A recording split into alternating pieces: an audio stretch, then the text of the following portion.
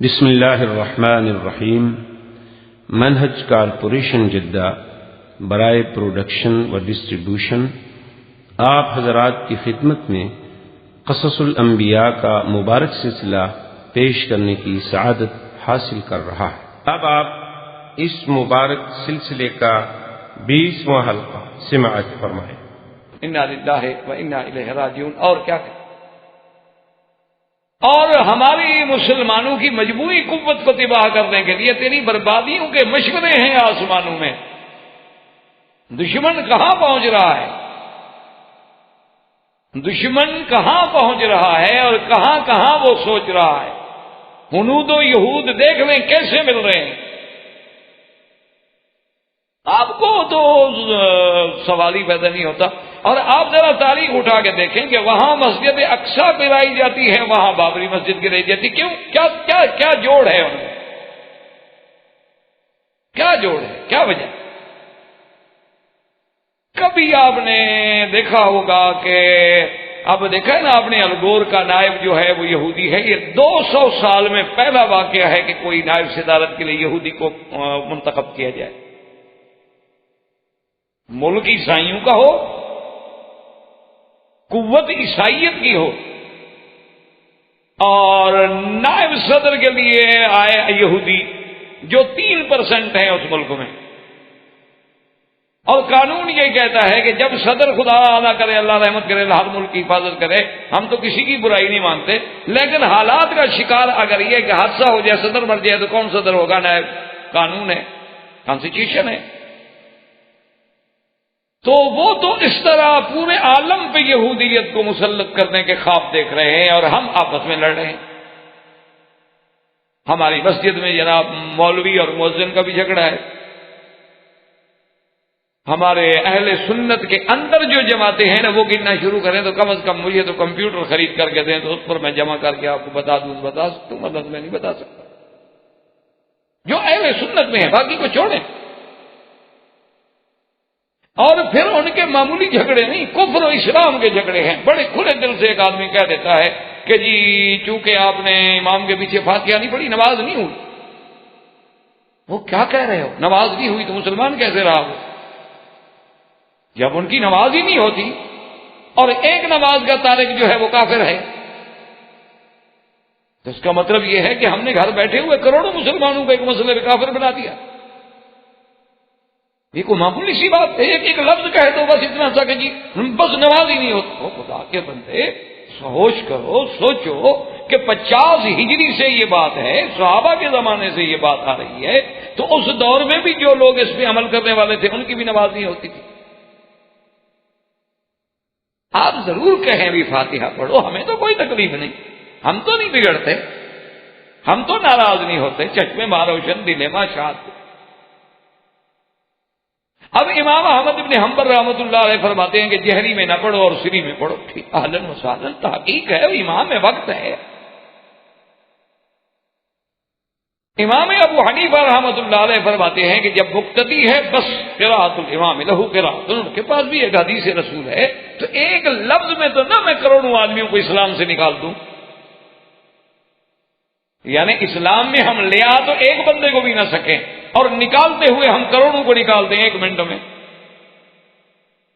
کتنے ہمارے جتنا مولوی ہم یہاں درس دیتے ہیں، کتنے لوگوں کو ہم نے مسلمان کیا ہے، کتنے ہندوؤں نے ہمارے ہاتھ پہ کلمہ پڑھا ہے، کتنے یہودی مسلمان ہوئے ہیں، کتنے نصرانیوں کو ہم نے دین سکھایا ہے،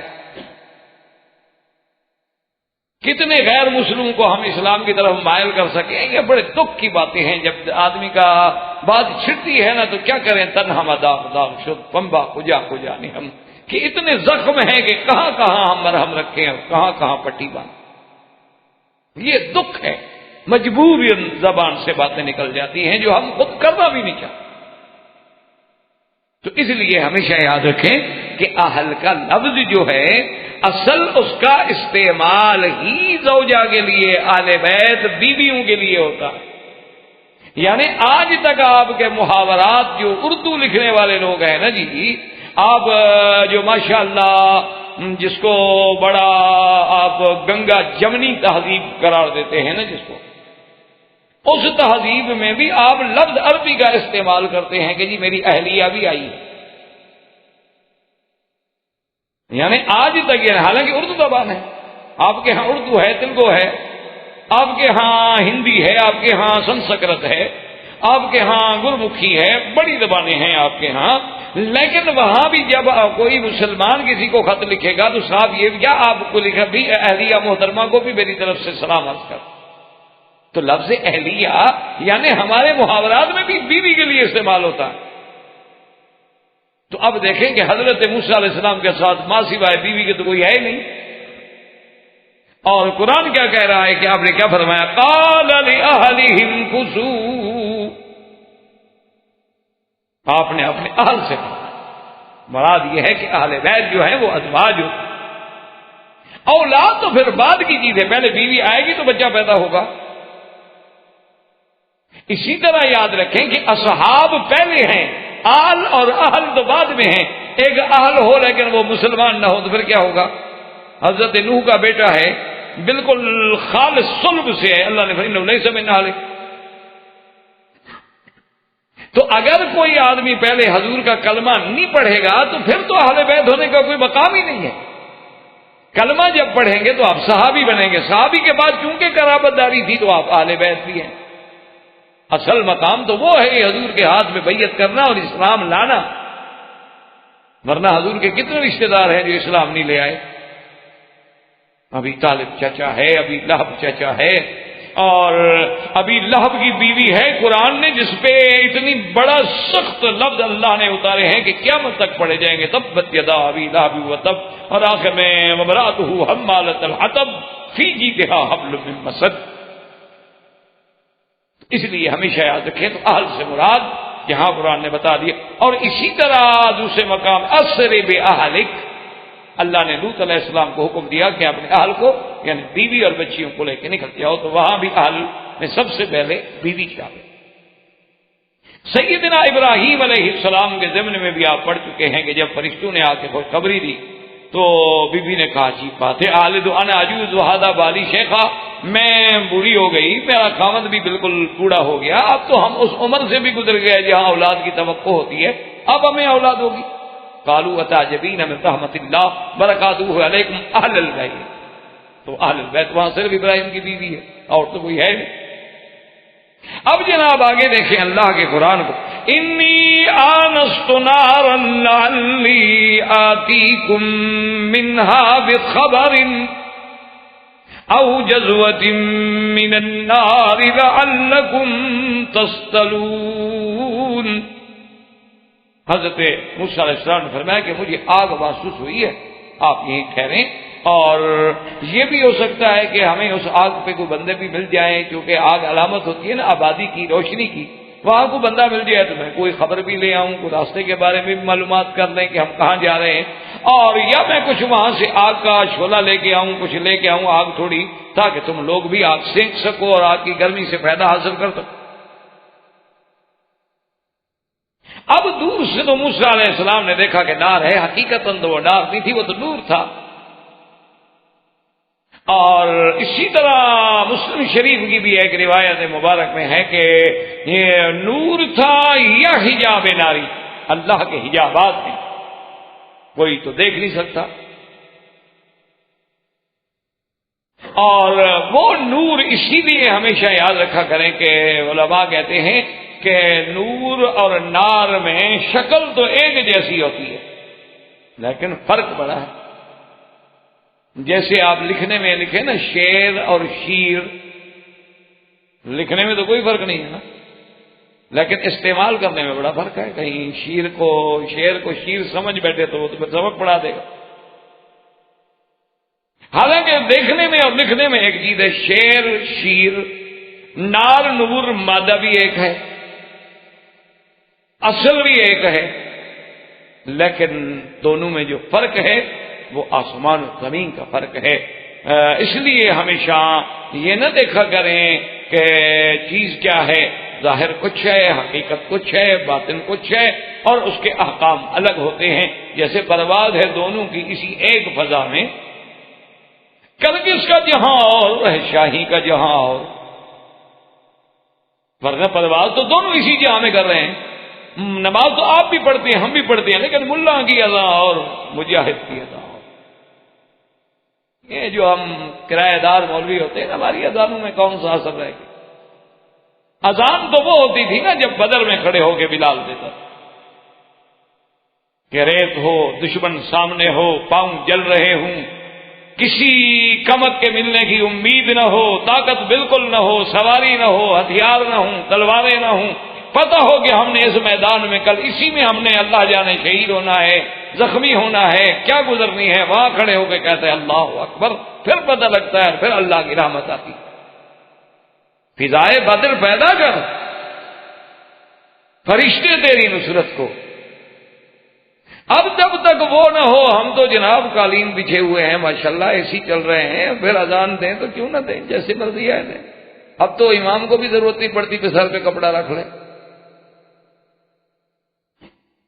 یہ بھی نہیں آئے کہ مسئلہ سمجھے انہوں نے کہ سر سے کپڑا اتار کے پڑھانا جو ہے شاید زیادہ ثواب ہے. کیا کریں؟ حضور صلی اللہ علیہ وسلم نے پتہ نہیں کتنی نمازیں سر سے کپڑا اتار کے پڑھائی. جب دین کو خود سمجھو گے نا حضرت تو پھر اسی یہی حال ہوگا. مربع بغیر مربی کے کبھی نہیں بنتا. مربع بنانا ہو نا تو مربی کی ضرورت پڑتی ہے. قرآن و حدیث سمجھنا ہو تو استاد کی ضرورت. جب خود سمجھنے کی کوشش کرو گے تو پھر یہی ہوگا جو ہو رہا ہے، اور اللہ آگے خیر کرے. اللہ تبارک و تعالی ہمیں صحیح معنوں میں کتاب و سنت کا تابع اور غلام بنائے. تو بہرحال جناب اب موسیٰ علیہ السلام نے جب دیکھا تو چل پڑے. جب ادھر آئے تو دیکھتے ہیں کہ عجیب کیفیت ہے کہ بالکل ایسی آگ ہے کہ پورے درخت پہ آگ ہے لیکن درخت سرسبز ہے. حیران ہو گیا ابھی یہ کیسے؟ آگ تو جلا دے نا جی. آگ تو بھڑکتی ہی تب ہے جب کسی چیز کو، درخت کو، لکڑیوں کو جلا ڈالے گی تو اور زیادہ بھڑکے گی. یہ کیسی آگ ہے کہ بالکل آگ بھی بہت تیز ہے، روشنی بھی بڑی تیز ہے، لیکن جو قریب جاتی ہیں اور نظر پڑتی ہے تو درخت پہ تو کچھ نہیں، درخت اسی طرح سرسبز ہے، اس کی سبزی میں بھی اور اضافہ ہوتا جا رہا. جب اس طرف آپ تشریف لے گئے فلما اتاها نودي من شاطئ الوادي الأيمن فی البقعة المبارکة من الشجرة أن یا موسیٰ انی انا اللہ رب العالمین. آپ جب آئے جناب، یعنی آپ مستقبل القبلہ تھے اور آپ کے یمین پہ وہ وادی مبارک. اچھا یہاں قرآن پاک نے چونکہ قاعدہ ہے جیسے آپ پڑھ چکے ہیں کہ قرآن مقدس جو ہے اس کا ایک اسلوب ہے، انداز ہے کہ القرآن یفسر بعضہ بعضا، ایک جگہ اختصار ہوگا دوسری جگہ اس کی تفصیل بیان کر دیں گے. دوسری جگہ قرآن پاک یہ کہتا ہے کہ جب موسیٰ علیہ السلام وادی مبارک میں آئے تو پہلا حکم ہوا فَخْلَعْنَ عَلَيْكَ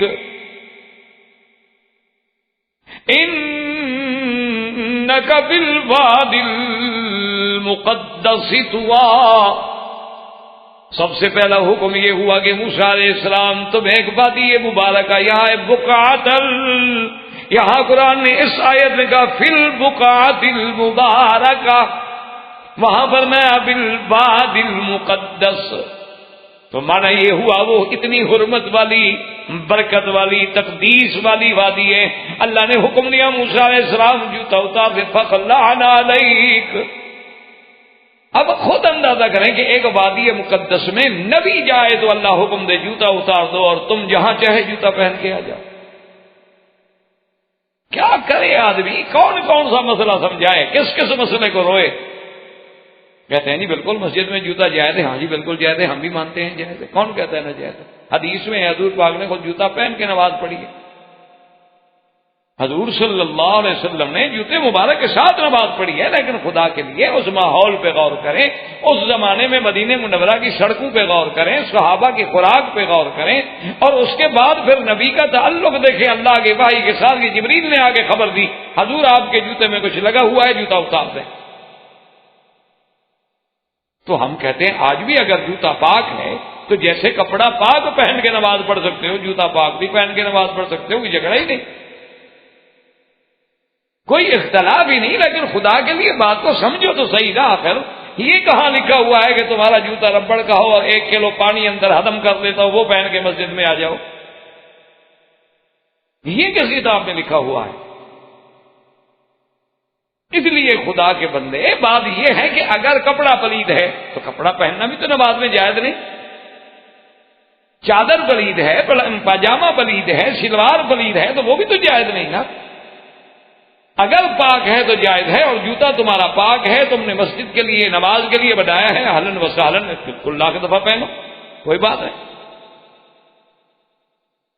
اور دوسری بات یہ ہے کہ صرف ایک حدیث تو نہ پڑھ لو نا، دوسری حدیث بھی پڑھو کہ آدمی جب سجدہ کرتا ہے تو علی 7 اعضاء، 7 اعضاء پہ سجدہ کرتا ہے، یعنی ہاتھ بھی سجدے میں، یہ جگہ بھی سجدے میں، دونوں گھٹنے بھی سجدے میں، اور پاؤں کی انگلیاں بھی سجدے میں۔ اب اگر جوتا ایسا ہو کہ انگلیاں سیدھی ہو ہی نہ سکیں تو پھر کیا کریں گے آپ؟ ان کا بھی تو سیدھا ہونا ضروری ہونا۔ لیکن جو انہوں نے، اچھا دوسری ہماری برادری ہے ماشاءاللہ، وہ جو سبحان اللہ اہل سنت کہلانے والی، انہوں نے بھی خوب سمجھا۔ انہوں نے کہا جناب دیکھو کہ موسیٰ علیہ السلام کو تو وادی مقدس میں جوتا اتارنے کا حکم مل گیا، لیکن ہمارے نبی کی شان ایسی ہے، اللہ نے فرمایا کہ محمد مدنی آپ جوتے کے ساتھ عرش پہ آ جائیں۔ وہ جناب یوں سمجھے کہ حضور جب معراج پہ گئے تو اللہ نے فرمایا کہ میرا محبوب آپ کے لیے کیا ہے، آپ تو بالکل اپنے جوڑے کے ساتھ آ جائیں نا، عرش اللہ پہ آپ آ جائیں۔ وہ ظالم ہو، پہلے تو اللہ کا نبی عرش پہ گئے ہی نہیں، وہ خدا کا خوف کرو۔ معراج میں یہ کہاں لکھا ہوا ہے کہ حضور صلی اللہ علیہ وسلم عرش پہ بھی تشریف لے گئے؟ جب عرش پہ جانا ہی ثابت نہیں ہے تو پھر جوتے کا کیا معنی؟ اور پھر یہ کس کتاب میں لکھا ہوا ہے کہ اللہ نے فرمایا کہ میرے پاس آ جائیں، اس کا معنی یہ ہے کہ آپ جوتے بھی نہ اتاریں؟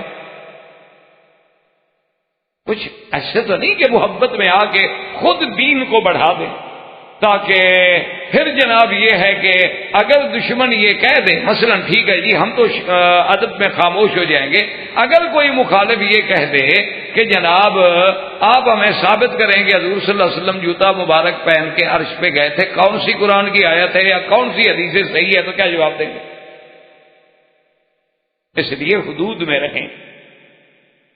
حضور کا بڑا مقام ہے، معراج معنی ہی عروج کا ہے کہ یہ معراج کسی نبی کو بھی نصیب نہیں ہوا، کسی پیغمبر کو نصیب نہیں ہوا، لیکن اس میں آپ اپنی طرف سے ایسی باتیں تو شامل نہ کریں کہ پھر ہم دشمن کو جواب بھی نہ دے سکیں۔ وہ تو مقام ایسا ہے کہ وہاں بھی بندگی ہے، التحیات للہ والصلوات والطیبات، وہاں بھی نیاز ہے۔ وہ تو اللہ کے نبی، وہاں بھی موسیٰ علیہ السلام کہتے ہیں کہ حضور جا کے معافی مانگیں، کہا موسیٰ علیہ السلام بار بار جانے سے مجھے بھی ادب تقاضا کرتا ہے، کتنا معافی مانگے، 50 میں سے 5 تو رہ گئے، اب پھر بھی معافی مانگے۔ تو اس لیے ہمیشہ یاد رکھیں کہ وادی مبارک ہو، مسجد مبارک ہو، کعبہ مبارک ہو، اب اس میں مصلے بچھے ہیں، قالین بچھے ہیں، سنگ مرمر لگ گئے ہیں، اور حالات ایسے ہیں، اور باہر پانی عام ہیں، پھر ہمارے جوتے ربڑ کے ہیں، وہ سپنج کی طرح پانی کو اندر رکھ لیتے ہیں، اس میں مسجد میں تلوث کا خطرہ ہے، تو کوئی بھی اجازت نہیں دیتا۔ بات کو سمجھیں۔ ہاں اگر آپ نے دیکھا نہیں ہے بعض لوگ باقاعدہ جوتے بنا لیتے ہیں، بھی ہر میں دھوپ میں طواف کرنا ہے، بار بار ماشاء پہن لیتے ہیں، کوئی اعتراض نہیں، اگر جوتا پاک ہے تو اہلاً و سہلاً، کوئی اعتراض نہیں، حدیث میں جب ثابت ہے تو آمنا و صدقنا۔ اب موسیٰ علیہ السلام جناب جب وہاں قریب آواز آئی کہ اننی انا اللہ رب العالمین، کہ موسیٰ علیہ السلام میں رب العالمین بات کر رہا ہوں، تو روایات میں آتا ہے کہ موسیٰ علیہ السلام کی زبان مبارک سے جو نکلا تو یہی نکلا کہ لبئی لبئی لبئی، حاضر یا اللہ، حاضر یا میں تو تیرا ایک بندہ۔ اب یہاں قرآن پاک کہتا ہے کہ وَأَنَّ الق عصاک، یہاں اختصار ہے، سورۃ طٰہٰ میں ہے وما تلک بیمینک یا موسیٰ قال ہی عصائی اتوکأ علیہا وأهش بها على غنمي ولي فيها مآرب أخرى۔ وہاں یہ ہے کہ جب موسیٰ علیہ السلام آ گئے اس وادی مبارک میں شجرہ مبارک کے پاس اور اللہ نے کلام فرمایا، اور یاد رکھو یہ پہلا شرف ہے جو موسیٰ علیہ السلام کو ملا ہے کہ اللہ نے بغیر کسی واسطے کے کلام فرمایا، درمیان میں کوئی فرشتہ نہیں، خود کلام ہو رہا۔ اب موسیٰ علیہ السلام سے حکم ہوا، سوال ہوا کہ وما تلک بیمینک یا موسیٰ، موسیٰ علیہ السلام تمہارے ہاتھ میں کیا ہے؟ اللہ تو جانتے ہیں، لیکن موسیٰ علیہ السلام کو اس مقام کیفیت سے بھی نکالنا ہے، وہ تو اب جناب جن کے اللہ جس کے ساتھ کلام کرے تو موسیٰ علیہ السلام کا کیا حال ہو۔ اور دوسری بات یہ ہے کہ تنبہ بھی ہو جائے، جب یاد دلایا جائے، آدمی کہا جائے نا کہ آپ جانتے ہیں کہ آپ کے ہاتھ میں جی کیا ہے، تاکہ وہ جاگے، سوچے، تیقن ہو جائے۔ تو حضرت موسیٰ علیہ السلام نے عرض کیا کہ مولا کریم ہے عصا ہی، عصا ہے، میرا عصا ہے، لکڑی ہے۔ اسی لیے جیسے آپ نے قصہ یوسف علیہ السلام پڑھا ہے، تو قصہ یوسف علیہ السلام میں جو عمود ہے نا جی، یعنی جو بنیاد ہے اور جس چیز کا یوں سمجھ لیں کہ بار بار تذکرہ ہے، وہ قمیص یوسف ہے۔ اور قصہ موسیٰ علیہ السلام نے اللہ نے جو ان کا قصے کا عمود ہے وہ عصائے موسیٰ علیہ السلام۔ اور بعض علماء نے تو یہاں تک لکھا ہے کہ یہ عصا بھی کوئی معمولی عصا نہیں تھا، بلکہ یہ حضرت آدم علیہ السلام کا عصا تھا، اور وہ حضرت شعیب تک پہنچا اور حضرت شعیب نے حضرت موسیٰ علیہ السلام کو دیا، کیونکہ یہ چیزیں تو محفوظ رکھی جاتی ہیں، کوئی معمولی بات تو نہیں ہوتی نا کہ اللہ کے پیغمبر کا حضرت آدم علیہ السلام کا عصا ہو اور پھر وہ منتقل ہوتے ہوتے آپ کی اولاد میں نبی در نبی در نبی پہنچتے پہنچتے پھر حضرت موسیٰ علیہ السلام کے پاس پہنچے۔ اور بعض علماء فرماتے ہیں کہ نہیں، وہ مطلقاً عصا تھا۔ اور بعض روایات میں یہ بھی آیا ہے کہ جب آپ شعیب علیہ السلام کے گھر میں تھے تو انہوں نے گھر میں کافی لکڑیاں، کافی عصا رکھے ہوئے تھے، چونکہ پہلے دور میں تو انسان کی حفاظت کا ذریعہ لکڑی ہوتی تھی۔ یہ تو اب جناب ایسی ایجادات ہو رہی ہیں ہلاکت انسانیت کی کہ اللہ حفاظت میں رکھے۔ جو لوگ سب سے بڑے محافظ انسانیت ہیں، حقوق انسانیت کے چیمپئن ہیں نا، ہلاکت انسانی کی چیزیں بھی وہی بنا رہے ہیں۔ دیکھ لیں آپ کے کھانے کے دانت کیا ہیں اور دکھانے کے دانت کیا ہیں۔ ویسے حقوق انسانیت کے علم بتا، ایک کتے کو بھی تکلیف ہو جائے تو جناب پریس میڈیا چیخ پڑتا ہے، اور سب سے پہلے خود کاروبار کرنے والے لوگ ہیں، آسمانوں پہ بھی قبضہ کر رہے ہیں کہ جلدی سے دشمن کو تباہ کر سکیں۔ کیسی قومیں ہیں، کیسے فراڈ ہیں، کیسے منافقت ہے، کتنے دوغلے ہیں، اور ہم مسلمان کتنے سادے ہیں کہ اسی عطار کے لونڈے سے دوا لیتے ہیں۔ ہم کتنے سادے ہیں، سبحان اللہ۔ اب جناب یہ ہے کہ بعض علماء نے یہ لکھا ہے کہ حضرت شعیب کے گھر میں کافی لکڑیاں تھیں، تو اب بکریاں چرانے کے لیے تو ضرورت ہی لکڑی کی ہوتی ہے، تو حضرت شعیب علیہ السلام نے فرمایا موسیٰ علیہ السلام سے کہ بیٹا اندر جائیں، کافی لکڑیاں کھڑی ہیں، کوئی ایک لکڑی آپ پسند کر کے اٹھا لیں۔ تو خدا کی شان ہے کہ موسیٰ علیہ السلام کا ہاتھ اسی لکڑی پہ گیا جو حضرت آدم سے منتقل ہوئی تھی، کیونکہ آخر اٹھانے والا بھی تو نبی تھا نا۔ تو جب وہ لکڑی لے کے آئے تو انہوں نے فرمایا کہ بیٹا میں کسی کو تو نہیں دیتا ہوں، لیکن اب تمہارے نصیب میں ہے تو دے۔ تو یہ وہ لکڑی تھی، اور بعد نے کہا کہ نہیں، قرآن نے پابندی نہیں لگائی، قرآن تو بالکل اپنے اسلوب سے بھی قال ہی عصائی، یا اللہ آپ جانتے ہیں، آپ عالم ہیں، لیکن یہ میرا لکڑی ہے، اتوکأ علیہا واہش بہا علی غنمی ولی فیہا مآرب اخری، کہ پروردگار عالم میں کبھی تھک جاؤں تو ٹیک لگا لیتا ہوں، ذرا آسرا کر دے، سہارا مل جاتا ہے، آدمی ٹیک لگا دے۔ وَأَهُشُّ بِهَا عَلَىٰ غَنَمِي، اور اپنے بکریوں کو چرانے کے لیے درختوں کی پھلیاں پتے اتارنے ہوں تو لکڑی مار کے اتار لیتا ہوں۔ وَلِيَ فِيهَا مَآرِبُ أُخْرَىٰ، اور پھر اس لکڑی میں اور بھی میری کئی کام ہیں، کئی فائدے ہیں جو میں ان سے حاصل کرتا ہوں۔ علماء نے لکھا ہے کہ سوال تو یہ تھا کہ تیرے ہاتھ میں کیا ہے، جواب اتنی کافی تھا کہ یہ عصا ہے، لیکن لمبے جواب دینے کی وجہ کیا تھی کہ موسیٰ علیہ السلام نے دیکھا کہ آج رحمت اور اللہ تبارک و تعالیٰ کی مغفرت اور رحمت کی گھڑی ہے کہ خدا میرے ساتھ کلام کر رہے ہیں، تو جب اپنے محبوب سے کلام ہو تو جتنی لمبی کر سکتا ہوں اتنی کر لوں، جتنی بات لمبی ہو سکتی ہے، اگر موقع ہے تو روز تھوڑا ملے گا، اس لیے بات کو ذرا لمبا کرنا شروع کر۔ آپ دیکھیں نا، کوئی آدمی آپ کو ملنے آئے تو وہ آپ پھر بات سے بات خود پیدا کرتے ہیں، اور جس کو آپ نے ٹرکانا ہو تو ابھی وہ دروازے پہ کھڑا ہو، آپ اس کا پہلے لکھ لیتے ہیں، مرض کا بھی پتہ لگ جاتا ہے مریض کے دیکھنے سے۔ اور اگر مہربانی کرنی ہو تو جناب پھر جو باتیں نہ پوچھنی وہ بھی آپ پوچھتے ہیں کہ جی آپ پیدا کب ہوئے تھے، کام کیا کرتے ہیں، آپ کو پہلے بھی کبھی یہ تکلیف ہوئی تھی؟ بھائی میں اس تکلیف کو ٹھیکیدار ہوں، پہلے بھی مجھے ہمیشہ یہی ہوتی رہی ہے، میرے گلے میں کانٹا پھنسا ہوا ہو لندن کے کرام بل ہاسپٹل میں، اور وہ جناب میری انویسٹیگیشن، میں نے کہا تفتیش بعد میں کر لیں، پہلے مریض کا کانٹا تو نکالیں نا، میں نے کوئی جرم تو نہیں کیا ہوا، تفتیش آپ بعد میں کر، انویسٹیگیشن اپنی رہنے دیں۔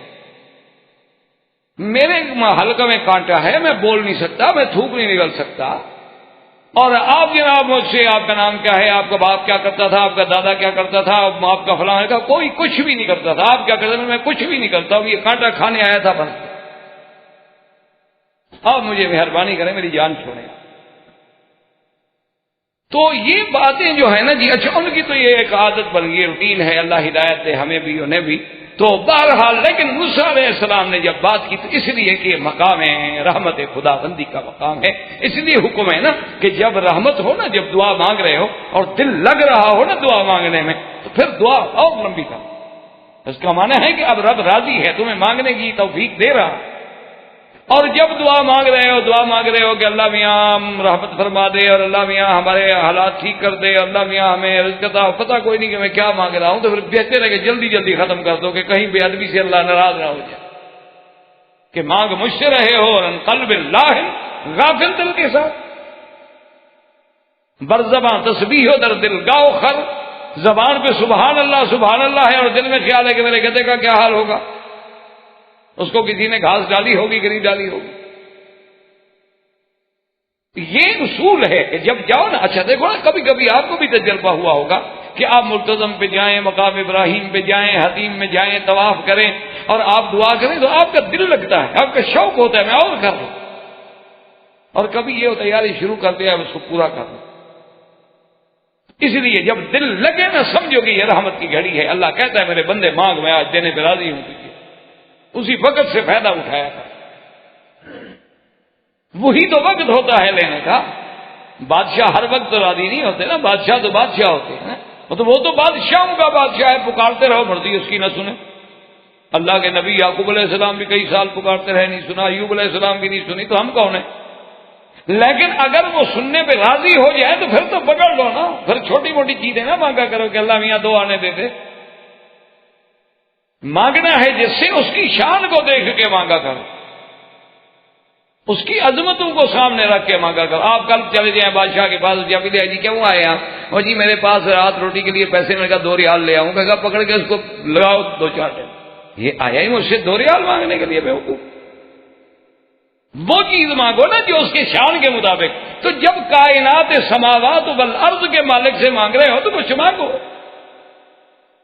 کوئی عزت کے فیصلے مانگو، وہ نعیم الدنیا والآخرہ مانگو، جنت مانگو جو شان دینے والے کے شان کے مطابق بھی ہے۔ یہ دنیا تو فانی چیز۔ اللہ تبارک و تعالی نے موسیٰ علیہ السلام سے فرمایا کہ القھا یا موسیٰ۔ اچھا اب دیکھیں نا جی کہ موسیٰ علیہ السلام نے تو کہا تھا نا وَلِيَ فِيهَا مَآرِبُ أُخْرَىٰ، اس میں اور بھی بڑے کام ہیں۔ مقصد کیا تھا کہ جی اگر سامان اٹھانا ہو نا وہ بھی لٹکا لیتا ہوں. اچھا آگے اگر کوئی سانپ بچھو آ جائے تو بھی مار سکتا ہوں. اور جناب یہ ہے کہ اگر سایہ بنانا ہو تو اس کو کھڑا کر کے کپڑا بھی باندھ دیتا ہوں. کئی کام لیے جا سکتے ہیں. اللہ نے فرمایا تمہاری سوچ میں جو کام ہے نا وہ تو اپنی سوچ میں رہنے دو، اور دیکھو ہم اس حساب سے کیا کام لیتے ہیں. ہم تمہیں بتاتے ہیں کہ مارے بے اخرا اس میں کیا. تمہاری سوچ تو کہیں ہوگی نا، پھر میرا فیصلے دیکھو. القھا یا موسیٰ فَأَلْقَاهَا فَإِذَا هِيَ حَيَّةٌ تَسْعَىٰ. اللہ نے فرمایا اسے سب پھینکو، لکڑی پھینکی تھی، لکڑی سانپ پر. اچھا اب یاد رکھیں کہ قرآن پاک میں 3-4 مقام پہ ہر جگہ لفظ الگ ہے. یہاں ہے حیۃ تسعیٰ، اور ایک جگہ ہے جان، اور ایک جگہ ہے ثعبان مبین. قرآن میں 3 جگہ لفظ ہے.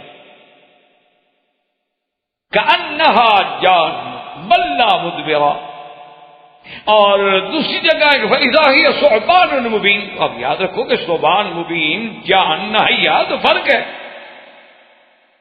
بھئی. ایک اژدہا ہے، ایک پتلا سا سانپ ہے. تو آخر قرآن نے ایک جگہ تو کہا کہ بہت بڑا، اور ایک جگہ کہا کہ بالکل پتلا، ایک جگہ کہا سریع الحرکہ جان. تو اس لیے علماء نے فرمایا کہ یہ تعارض نہیں ہے اللہ کے قرآن میں، تضاد نہیں ہے اللہ کے قرآن میں. جیسے دشمن کہہ دیتے ہیں دیکھو جی اگر خدا کا کلام ہے تو ایک جگہ تو آپ کا خدا کہتا ہے حیۃ، تو حیۃ اور چیز ہے. ایک جگہ کہتا ہے جان، تو جان اور چیز ہے. ایک جگہ کہتا ہے ثعبان، تو ثعبان اور چیز ہے. تو یہ اللہ کا کلام کیسے ہوا جس میں تعارض ہے؟ تو یاد رکھو علماء نے لکھا ہے کہ تعارض نہیں ہے. اصل بات یہ ہے کہ کیفیت بھی الگ الگ ہے نا. ایک کو وہ وقت ہے جب موسیٰ علیہ السلام نے آسا ڈالا، ایک وہ وقت ہے کہ جب فرعون کے سامنے آسا ڈالا، ایک وہ وقت ہے جب جادوگروں کے سامنے آسا ڈالا. تو حالات اور وقت کے مطابق جیسے ضرورت تھی، سانپ تو لکڑی تو وہی تھی لیکن کیفیات اس کی مختلف ہو. اور بعض علماء کرام نے لکھا ہے کہ چاہے وہ بڑا ہو لیکن خفت میں، حرکت میں ایسے تیز تھا جیسے پتلا ہو. یعنی ایک چیز بعض اوقات ایک موٹا سانپ ہے ہل نہیں سکتا، بڑا ہوتا ہے، لیکن بعض موٹا بھی ہے اور سریع الحرکت بھی ہے. اس میں یہ ساری صفتیں تھیں. اچھا اب موسیٰ علیہ السلام نے دیکھا تو جناب اللہ بھاگے خوف کے مارے، کیونکہ یہ خوف فطری ہے، تقاضا انسانی ہے. بشریت انسانی کا تقاضا ہے کہ جب آپ سانپ دیکھیں گے تو کوئی یہ تھوڑا ہے کہ آپ بڑے سے بڑا بہادر آدمی کیوں نہ ہو گھبرا جائے. موسیٰ علیہ السلام جب بھاگے تو اللہ نے فرمایا موسیٰ علیہ السلام بالکل نہ گھبرائیں. جیسے یہاں قرآن کہتا ہے وَأَنْ أَلْقِ عَصَاكَ فَلَمَّا رَآهَا تَهْتَزُّ كَأَنَّهَا جَانٌّ وَلَّىٰ مُدْبِرًا وَلَمْ يُعَقِّبْ. جب دیکھا نا سانپ حرکت کرنے والا تو ایسے دوڑے کہ پیچھے مڑ کے بھی نہیں دیکھا. اللہ کہتا ہے ولم يعقب، پیچھے بھی نہیں دیکھا کہ کیا ہے، بس دوڑ رہے کہ دیکھنے میں بھی وقت ضائع نہ ہو جائے، وہ آ جائے. تو اللہ پاک نے حکم فرمایا کہ یا موسیٰ اقبل ولا تخف انک من الآمنین. اللہ نے فرمایا موسیٰ علیہ السلام لوٹاؤ، ڈرو نہیں، بالکل نہ ڈرو، گھبراؤ، اور پکڑو سانپ کو، پکڑو. اچھا بعض روایات میں ہے کہ موسیٰ علیہ السلام نے پہلے تو کپڑا لپیٹا کہ کیسے پکڑوں، پھر اس کی دم سے پکڑوں، درمیان سے پکڑوں. یہ سب اسرائیلی روایات ہیں. جب اللہ نے کہا کہ پکڑ لو موسیٰ علیہ السلام پکڑ، اور جب پکڑ لیا تو پھر آسا بن گئے. اب بڑے حیران یہ کیا ہو. ابھی اس پریشانی میں یعنی یہ حیرت جو تھی وہ ابھی دور نہیں ہوئی کہ اللہ نے فرمایا اسلک یدک فی جیبک، اسلک یدک فی جیبک تخرج بیضاء من غیر سوء. اللہ نے فرمایا موسیٰ علیہ السلام اپنے ہاتھ کو اپنے دامن میں ڈالو. جیب کا معنی ایک تو یہ ہوتا ہے جیب، اور ایک یہ بھی جیب، وہ چیز جو کٹی ہوئی ہے نا اس پر جیب کا اطلاق ہوتا ہے کہ اپنے دامن میں ڈال کے ایسے ہاتھ کو بند اور پھر باہر نکالو. تو اب جناب موسیٰ علیہ السلام نے جب ہاتھ ڈالا اور باہر نکالا تو اللہ کی شان یہ ہے کہ وہ ہاتھ ایسے تھا جیسے چاند کی کرنیں اور شعائیں نکل رہی ہوں، اللہ فرماتا ہے من غیر سوء، یہ نہیں کوئی بیماری ہو گئی، کوئی برس ہو گیا، کوئی سفیدی ہو گئی، داغ ہو گیا، نہ وہ تو نور تھا اللہ تبارک و تعالی نے۔ اچھا خدا کی شان دیکھیں کہ دونوں معجزوں کا تعلق جو ہے وہ ہاتھ سے ہے، لکڑی بھی ہاتھ میں پکڑی ہوئی تھی، اسی کو اللہ نے سانپ بنا دیا، اور اسی ہاتھ کو اللہ تبارک و تعالی نے روشن بھی فرما دیا کہ جب آپ اچھا پھر دوبارہ ڈالیں گے تو اپنی اصلی حالت پہ آ جائے گا۔ یہ دو معجزات ہیں جن کو قرآن نے یہاں کہا ہے برہانان من ربک، کہ یہ دو برہان، دو دلائل، دو معجزات ہیں جو ہم نے آپ کو دیے ہیں، آپ ان کو لے کے فرعون کی طرف جائیں، فرعون کے سرداروں کی طرف جائیں، وہ حد سے نکلنے والے ہیں، اور ان کو جا کے دعوت۔ اب سب سے بڑی بات یہاں یہ یاد رکھیں کہ ہمارا تو ایمان ہے، ہم تو مسلمان ہیں کہ جو اللہ کے قرآن میں بات آ جائے یا کتاب و سنت میں چیز آ جائے آمنا و صدقنا، بس ہمارا تو ایمان ہے نا اس پر۔ لیکن جو مخالفین ہیں، جو اعداء اسلام ہیں، یعنی جیسے مستشرقین ہیں اور خاص طور پہ یہود و ہنود ہیں، وہ ایسی چیزوں کو اسلام کے خلاف بطور ہتھیار استعمال کرتے ہیں۔ وہ کہتے ہیں دیکھو جی عجیب بات ہے، موسیٰ علیہ السلام آ رہے تھے، پھر آواز آئی اور آواز میں یہ کہا گیا کہ میں تمہارا خدا ہوں، اب کیا دلیل ہے کہ یہ خدا کی آواز تھی؟ کہ یہ آواز جو ہے اننی انا اللہ رب العالمین، کہ میں تمہارا رب ہوں اور رب العالمین ہوں، تو موسیٰ علیہ السلام کو کیسے آخر یقین ہو گیا کہ یہ واقعی اللہ کی آواز ہے؟ اور کیسی اس بات کی آخر دلیل کیا ہے کہ واقعی اللہ تبارک و تعالیٰ نے ہم کلام ہوئے، اللہ نے کلام فرمایا؟ ہو سکتا ہے نعوذ باللہ ثم نعوذ باللہ موسیٰ علیہ السلام کا کوئی وہم ہو، کوئی خیال ہو، کوئی تخیل ہو۔ تو اس قسم کے اعتراضات جو ہے نا، یاد رکھیں اعداء اسلام جو ہوتے ہیں نا، جن کو اسلام سے دشمنی ہے، انہوں نے تو پھر کوئی موقع ضائع نہیں کرنا ہوتا، وہ تو فرصت حاصل کرتے ہیں کہ موقع ملے۔ تو اس لیے ہمیشہ یاد رکھیں کہ اللہ نے موسیٰ علیہ السلام تو کئی معجزے عطا فرمائے تھے، جیسے قرآن نے دوسری جگہ انشاءاللہ ابھی زندگی پڑھیں گے وَلَقَدْ آتَيْنَا مُوسَىٰ 9 آیات بینات، اللہ نے تو ان کو 9 اور بھی معجزات عطا فرمائے، لیکن وہ بہت بعد میں ملے۔ لیکن یہ دونوں معجزے اللہ نے بوقت کلام عطا فرمائے، ایک لکڑی کا سانپ بن جانا اور ایک آپ کے ہاتھ کا روشن ہو جانا۔ اگر اللہ یہ بعد میں دیتے تو قادر تھے، لیکن یہ دو معجزے دے کر ان اعداء اسلام کا ہمیشہ کے لیے منہ بند کر دیا کہ ظالموں، اگر یہ خدا کلام نہیں کر رہا تھا تو لکڑی کو سانپ بنانے والا کون تھا؟ اور ان کے ہاتھ مبارک کو روشن کرنے والی ذات کون تھی؟ وہی ذات جس نے جو اس بات کے تکلف پہ قادر تھی، وہی تو خدا ہے، ورنہ اور کون ہے جو ایک لکڑی کو جان ڈال دے، سانپ بنا دے، پھر جان والی چیز کو دوبارہ لکڑی بنا دے؟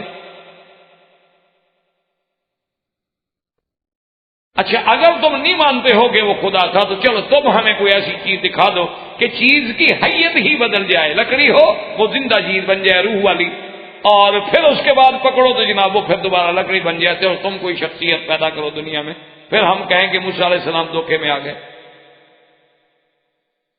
تو جب یہ طاقت کسی کو نہیں ہے، یہ قوت اور خارق، اچھا پھر یہ ہوتا ہے کہ جو تم کرتے ہو وہ اسباب طبعیہ کے تحت ہوتی ہیں چیزیں، اور یہاں تو کوئی اسباب ہی نہیں۔ دیکھو نا بعض لوگ بڑے بڑے شعبے دکھاتے ہیں، یا ایسے آپ نے دیکھے ہوں گے پامسٹ کے آپ کا ہاتھ دے کر آپ کو حالات بتا دیتے ہیں، چلو پھر بھی کوئی ہاتھ دیکھتے ہیں نا، ہاتھ پر کچھ نہ کچھ لکیریں تو ہیں نا، یہ الگ بات ہے کہ ہم ان کو جائز نہیں سمجھتے، لیکن اللہ نے کوئی چیز بے فائدہ یا بیکار تو نہیں پیدا فرمائی۔ یہ تو پھر بھی اسباب کی بات ہوگی، ما تحت الاسباب۔ کمال تو یہ ہے کہ خالق کی عادت ہے اور کوئی اسباب نہیں۔ اللہ نے فرمایا کیا انہوں نے کہا دیا سائے، فرمایا ڈال دو، ڈال دیا، سام بن گیا۔ اچھا خذھا ولا تخف سنعیدھا فی سیرتھا الاولی، اٹھا لو نہ ڈرو، اور پھر اسی طرح ہو جائے گا جیسے پہلے تھا، اسی طرح ہوگی۔ اچھا اللہ نے حکم دیا اپنے جیب میں ڈالو، ہاتھ کو ڈال دیا، نکالا وہ پھر ڈال دیا، ٹھیک ہو گیا۔ تو یہ سب سے بڑی ان دو معجزات کا، برہان کا، دلائل کا موسیٰ علیہ السلام کو ملنا جو ہے، یہی دلیل تھی کہ ہم کلام ہونے والا جو ہے وہ رب العالمین۔ اور اس کے بعد اللہ نے حکم دیا کہ موسیٰ علیہ السلام انی اصطفیتک، ہم نے آپ کو اپنی رسالت کے لیے چن لیا، اب آپ میرے رسول ہیں، میرے نبی ہیں۔ جیسے دوسرے مقام پہ تھے وَاصْطَنَعْتُكَ لِنَفْسِي، ہم نے چن لیا آپ، اور جائیں۔ انہوں نے کہا اللہ میاں میں تو بالکل آپ کے حکم پہ حاضر ہوں، لیکن میرے کچھ معروضات ہیں، جیسے کہ قرآن نے اس جگہ بیان کیا قَالَ رَبِّ إِنِّي قَتَلْتُ مِن نَفْسًا فَأَخَافُ أَن يَقْتُلُونِ،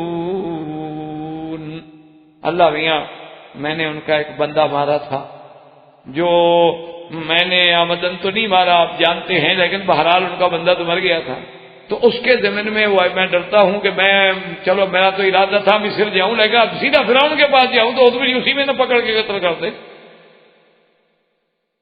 اور دوسری بات یہ ہے میرا اللہ کہ میری زبان جو ہے وہ اتنی فصیح نہیں ہے، کیونکہ وہ لکنت آ گئی تھی نا انگارہ رکھنے سے۔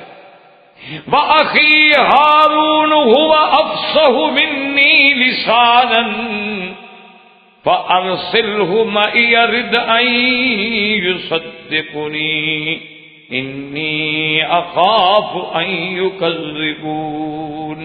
اور میرا اللہ آپ جانتے ہیں کہ میرا بھائی جو ہے حضرت ہارون علیہ السلام بڑا فصیح اللسان ہے، خطیب ہے، اور کوئی تو ہو میری تصدیق کرنے والا، میں ڈرتا ہوں وہ تو مجھے جھوٹا کہیں گے، تم کیسے نبی بن گئے۔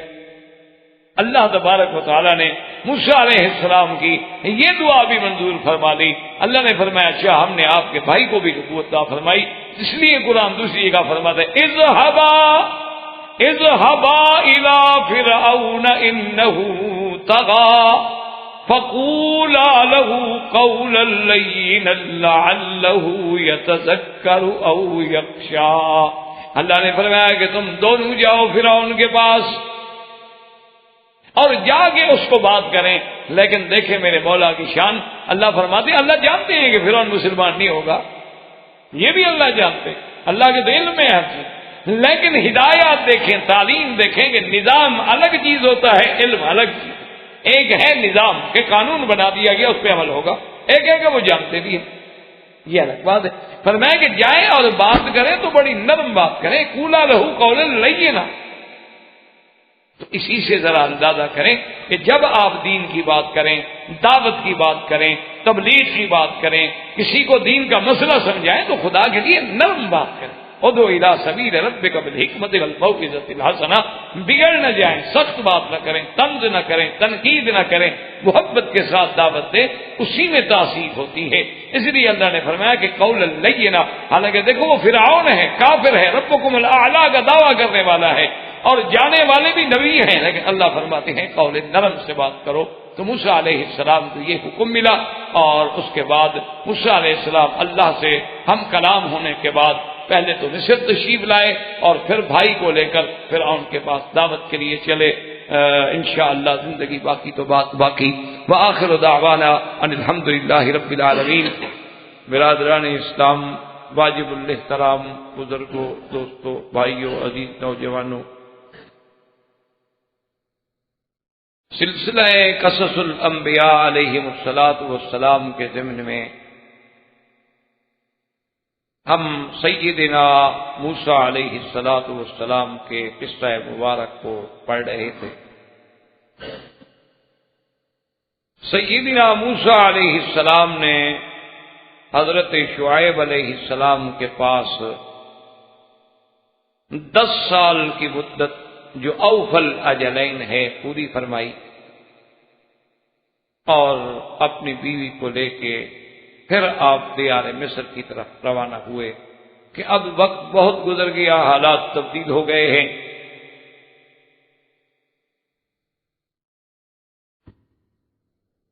تو سیدنا موسیٰ علیہ السلام جو ہیں راستے میں تھے، اور راستہ بھول جانے کی وجہ سے سردی کی رات تھی، اندھیری رات تھی، بہت پریشانی کی بات تھی۔ آپ کو دور سے ایک روشنی ہے۔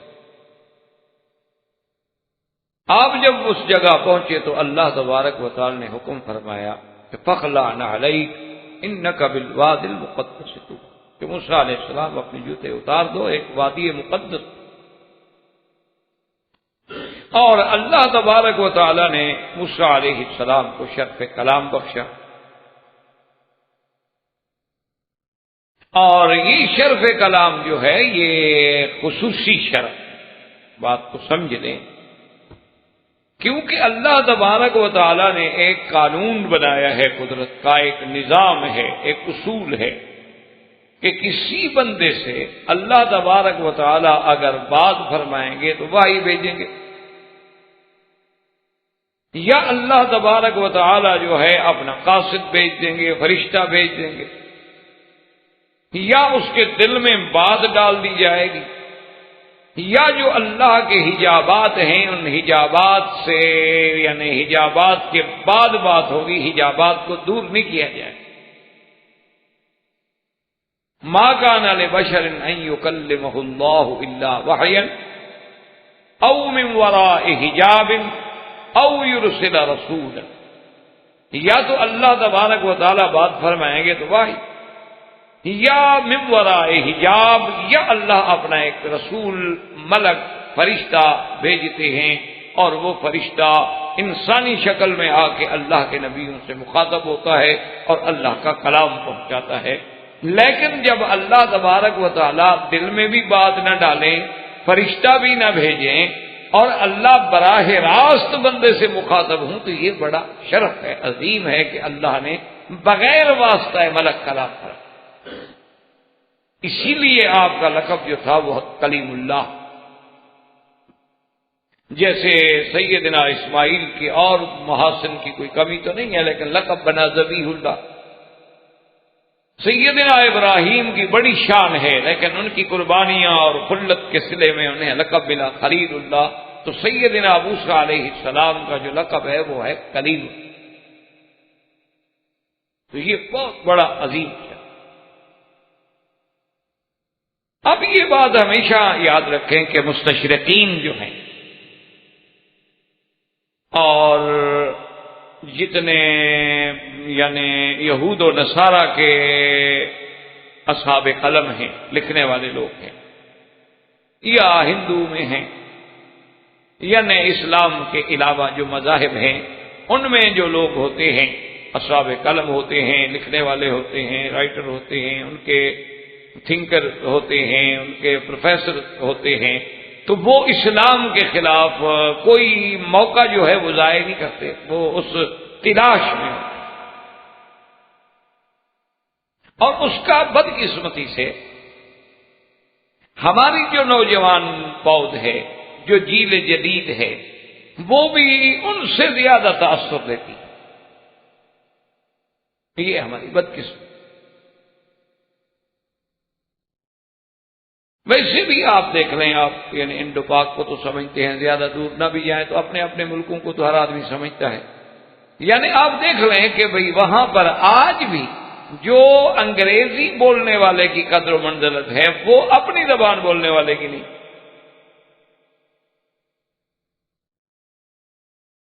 یعنی بڑے سے بڑا ادیب ہوگا آپ کے ملک میں، اور بڑے سے بڑے اس نے شاہ پارے لکھے ہوں گے، لیکن اس کو کوئی اہمیت نہیں دے گا۔ لیکن انگریزی کا کوئی پروفیسر ہوگا تو پوری یونیورسٹی میں اس کا اٹھنا بیٹھنا اس کا نام ہوگا۔ اور دشمن کی تخطیط ایسی ہے کہ ذریعہ تعلیم اس نے پورے ان ملکوں میں جہاں جہاں اس نے تسلط اپنا قائم کیا، جہاں جہاں استعمار پہنچا، اس نے سب سے بڑا جو چالاکی کی وہ یہ ہے کہ ذریعہ تعلیم جو ہے وہ انگریزی رکھا۔ پوری ملک کے نظم و نسق کو چلانے کے لیے ایڈمنسٹریشن جو ہے اس کا جو طریقہ کار ہے وہ انگریزی میں رکھا۔ جو ان کے پولیس ایکٹ ہیں، پبلک لا ہیں اور پرسنل لاز ہیں، اور جناب آپ کے کورٹوں کا نظام ہے وہی لارڈ میکالے کا انگریزی میں۔ یعنی آپ کی عدالتیں آپ کے ملک کی ہیں، لیکن آج بھی وکلا انگریزی میں بحث کریں گے، جج انگریزی میں فیصلہ لکھیں۔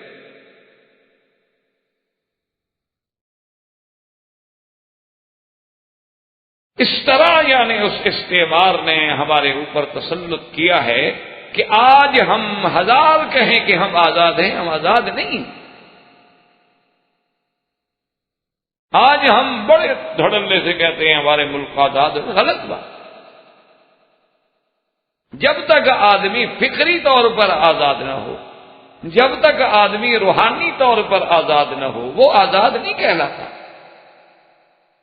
ایک گھر علیحدہ بنا لو تو کیا آزاد ہو گئے؟ گھر علیحدہ بنانے سے تو آزادیاں نہیں ملتی۔ تو یہ ہماری دراصل بنیادی بدقسمتی ہے، ورنہ اور بھی ملک ہیں۔ ابھی آپ جرمنی کو دیکھ لیں، جاپان کو دیکھ لیں، چین کو دیکھ لیں، فرانس کو دیکھ لیں، وہ نہیں انگریزی بولتے، جاننے کے باوجود نہیں بولتے۔ ان کے پاس انگریزی زبان میں بڑی بڑی ڈگریاں ہوتی ہیں لیکن نہیں بولتے۔ کہتے کیوں؟ ہماری زبان نہیں ہے۔ لیکن ایک ہم ہیں غلام در غلام۔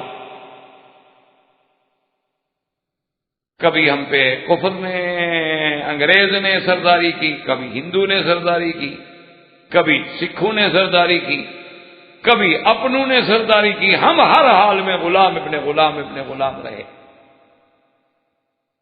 تو پھر غلاموں کے مقدر میں تو یہی ہوتا ہے جو ہمارے ساتھ ہو رہا ہے۔ تو اس لیے ہمارا جو جیل جدید ہے ان کو بھی بدقسمتی سے یعنی یہ دماغوں میں بیٹھ گیا ہے کہ وہ بھی ان کی کتابیں پڑھ کے تاثر لیتے ہیں۔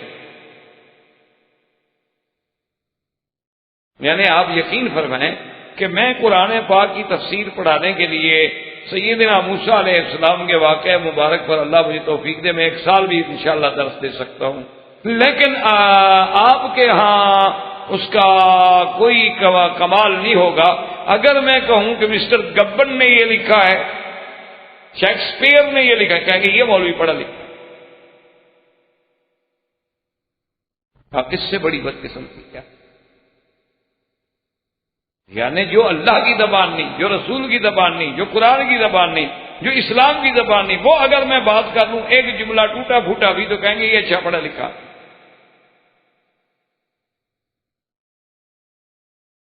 تو اب ان لوگوں نے ایسے اشکال پیدا کیے کہ جی موسیٰ علیہ السلام جب آ رہے تھے ان کو روشنی نظر آئی، ان کو تو یہ بھی پتہ نہیں تھا کہ یہ روشنی کیا ہے۔ انہوں نے تو بیوی سے بھی یہی کہا، انی آنست نارا، میں نے آگ دیکھی۔ اور جب قریب آئے تو پھر آواز آئی کہ فغلانا علیک، جوتے اتارو، انک بالوادی المقدس طویٰ۔ اور پھر آواز آئی اننی انا اللہ، کہ میں خود خدا آپ سے بات کر رہا ہوں۔ تو کہتے ہیں کیسے پتا ہے کہ خدا بات کر رہا ہے؟ کہتے ہیں اس پر دلیل کیا ہے کہ وہ واقعی خدا بات کر رہا تھا؟ کہتے ہیں دیکھیں اسے مولویوں نے آپ کے دماغوں کو ہپنوٹائز کیا ہوا ہوتا ہے، آپ کی آنکھوں کو مسمرائز کیا ہوتا ہے، کہہ دیتے ہو نا کوئی بات ہے، ایک آدمی ہے جنگل میں خود راستہ بھول گیا، اسے تو یہ بھی پتہ نہیں کہ نور ہے یا نار ہے، اس کو کیسے پتہ چل گیا کہ واقعی اللہ نے میرے ساتھ بات۔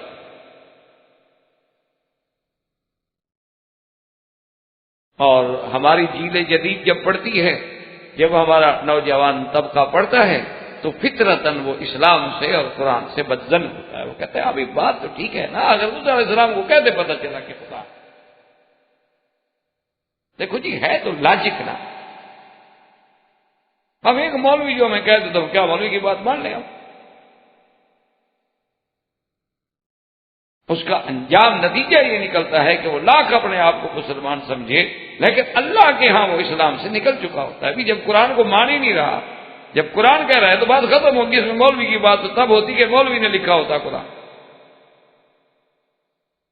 تو اگر قرآن پہ ایمان ہے تو قرآن کہہ رہا ہے کہ اللہ فرماتے ہیں کہ میں نے کلام کیا، تو بات مسلمان کے لیے اتنی کافی۔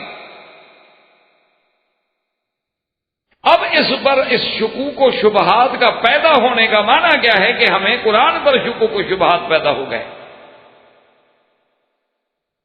لیکن اصولی بات یاد رکھیں، یہ تو خیر الزامی جواب ہے، اس پر بھی وہ اگلے کہہ دیتے ہیں دیکھو جی وہی بات آ گئی نا، مولوی نے پھر تمہیں ڈرا دیا نا جہنم سے، وہ جواب تو نہیں دیا نا جی۔ حالانکہ اگر تھوڑا سا غور کرتے تو بات موجود تھی کہ بھی آخر لکڑی کو سانپ میں کس نے بدل دیا؟ آخر موسیٰ علیہ السلام کے ید مبارک کو کتنا اتنا روشن کس نے بنا دیا اگر وہ خدا نہیں تھا بات کرنے والا تھا؟ اور پھر یہ حقیقت ہے کہ جس کو فرعون نے مانا، جس کو جادوگروں نے مانا، جس کو دوستوں اور دشمنوں نے مانا، یعنی اگر عصا کی بات فقط موسیٰ علیہ السلام کے سامنے ہوتی تو تم کہہ سکتے تھے کہ جی مولوی ہمیں دھوکہ دے رہے ہیں، لیکن یہ بات تو فرعون نے بھی مان لی، جادوگروں نے بھی مان لی، تم پھر بھی نہ مانو تو ہم تمہیں کس کھاتے میں رکھیں، فرعون کے یا اس سے بھی اگلے کھاتے؟ وہ تو کھلی دلیل ہے کہ ورنہ جنگل ہے، اکیلے موسیٰ علیہ السلام ہیں، وہاں آخر یہ معجزات جو دیے گئے اگر اللہ نے نہیں دیے تو کس نے دیے؟ آپ نے دیے۔ کیا آپ اتنی ترقی یافتہ قومیں ہونے کے بعد، چاند پہ ڈورے ڈالنے کے بعد آج ایک لکڑی کو ڈال کے سانپ بنا سکتے ہو، پھر اس کو اٹھاؤ تو لکڑی بن جائے؟ آپ کے اندر ایسی کوئی قوتیں ہیں؟ کیا آج آپ کے اندر ایسی بات ہے کہ انسانی ہاتھ ہو اور صرف بغل میں دے کے یوں کرے تو چاند سے زیادہ روشن ہو جائے، اور پھر یوں کرے تو پھر اپنی اصلی حالت پہ آ جائے؟ کر کے دکھا دو، ہم مان لیں گے کہ جی موسیٰ علیہ السلام کو بھی نعوذ باللہ دھوکہ ہوا۔ اور اگر یہ باتیں تم کرنے سے قاصر ہو، اچھا پھر یہ ہاتھ اور معجزہ 2 آدمیوں نے دیکھا ہوتا، 4 آدمیوں نے دیکھا ہوتا تو آپ اعتراض کر سکتے تھے کہ جی موسیٰ علیہ السلام کی پارٹی کی بات ہے۔ وہ تو موسیٰ علیہ السلام بطور چیلنج، بطور تحدی پورے دشمنوں کے سامنے کھڑے۔ تو اس لیے ہمیشہ یاد رکھیں کہ اللہ کے قرآن کی کسی بات کو آج تک دنیا میں نہ کوئی پیدا ہوا ہے اور نہ آئندہ پیدا ہوگا جو اس خبر کو غلط قرار دے سکے۔ ایک بات جو قرآن نے کہی ہو آپ پوری دنیا زور لگا کے بتلا دیں گے جی وہ غلط ہے۔ مثلاً قرآن پاک نے فرمایا کہ قوم عاد کو ہم نے ہوا بھیج کر ہلاک کیا، بتا دیں گے جی ہوا سے ہلاک نہیں ہوئے، کسی اور چیز سے ہلاک ہوئے، ثابت کریں۔ آپ اگر ہم سے دلائل مانگتے تو آپ ہمیں بھی تو دلیل سے بات کریں نا ہمارے ساتھ۔ اللہ فرماتے ہیں کہ ہم نے قوم اما سمود کو بتا گیا، ہم نے ان کو ایک ایسی، اور ایک جگہ آتا ہے صیحہ کہ جبریل علیہ السلام نے آواز لگائی اور سب مر گئے۔ تم کہتے ہو کہ نہیں مرے، کسی اور بلا سے مرے تھے، وہاں ہم نے ان کو کوئی دوائی کھلائی تھی، مر گئے ایسے تو آپ ثابت کریں۔ اللہ فرماتے ہیں کہ ہم نے قوم لوط کو جو مارا ہے تو جعلنا علیہا سافلہ، ہم نے ان کی بستیوں کو اٹھا لیا اور وہ جو ہے پھر الٹا کر دیا گیا، پھر اوپر سے پتھر برسائے گئے۔ اگر اس طرح نہیں مرے آپ ثابت کریں گے نہیں جی قرآن کی خبر نعوذ باللہ غلط ہے۔ قرآن کہتا ہے کہ اصحاب فیل کو ہم نے حجارہ سے ختم کیا، آپ ثابت کریں گے جی نہیں ختم کیا، ہاتھیوں کو ہم نے جا کے مارا تھا۔ کوئی بات تو ثابت کرے نا کہ قرآن نے جو خبر دی ہے، چاہے وہ زمانہ ماضی کے بارے میں، چاہے وہ زمانہ حال کے بارے میں، چاہے وہ اقوام و ملل کے بارے میں، چاہے وہ کسی پیشین کوئی کے بارے میں، ایک بات غلط ثابت کرے۔